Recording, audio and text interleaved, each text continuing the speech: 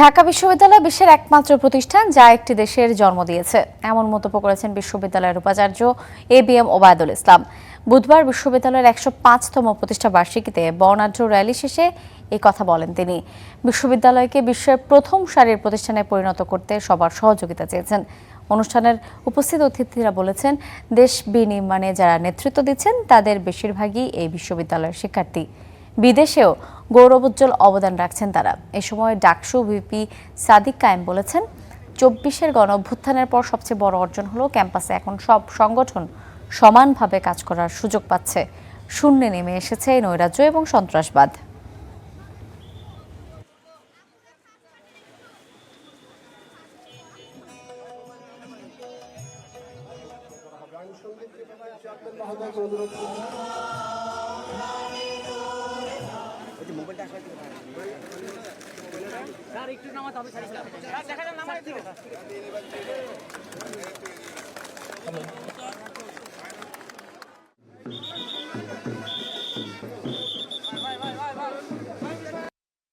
এই বিশ্ববিদ্যালয়ে ফেসিবাদের বিরুদ্ধে সব সময় উচ্চকণ্ঠে কথা বলেছে।